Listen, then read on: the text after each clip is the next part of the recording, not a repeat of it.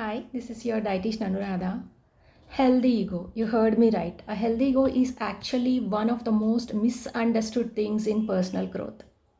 Most people think ego means thinking about themselves, always giving priority on themselves compared to others, and they always think they are better than everyone else. But that's not what a healthy ego is, not even close. A healthy ego means you know who you are, you respect yourself, and you don't need other people's approval to feel okay. It's quiet, it's steady, and it's something that most people never build because nobody teaches them how. Right? Here is the thing. A lot of people spend years being hard on themselves and calling it humility. They shrink in rooms and they where they're not even belong in, and they apologize for things where they don't have to apologize. They give, never stop to ask what they actually need. That's not humility, that's self-worth problem wearing humility's clothes. Am I right? Certain healthy practices, what you can do is journaling, like you write down your thoughts honestly, and you start to understand yourself instead of just searching in life or portraying some other's life how they are dealing.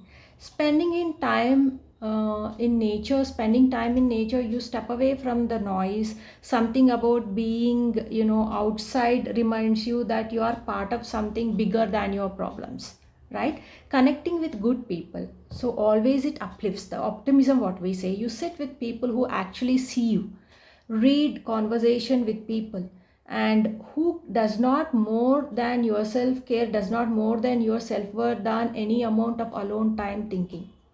So self-worth is very important. Create something like, painting, building, writing, cooking. When you make something creative with your hands, you remember you have something to, offer. Am I right? Practicing mindfulness, this I always say, you learn to sit with yourself without running away. That's harder that it sounds for the most of the people, right? Practicing mindfulness is very important. Caring for others, including animal, actually give your attention to something, outside yourself. A dog that needs you, a friend who just needs someone to just show up. You don't have to solve their problem also. So you don't need all these things at once, but resilience gets built through practices like this, repeated over time, not through one breakthrough moment. Okay, so which one of these have you been telling yourself you don't have time for? Please let me know. That's probably the most important thing you need right now. So, whatever I said just now, like it can be journaling or spending time in nature, connecting with good people, or creating something, practicing mindfulness, or caring for others, which includes animals also. So, any one of things, that's what we say, right? One step at a time. We don't climb all the steps or jump to the final one, right? So, to reach the goal, slowly you can build up, and this healthy ego will transform you into new you. That is very important. So small habits building is very important. These healthy habits, I think you will include in your daily routine, one habit at a time.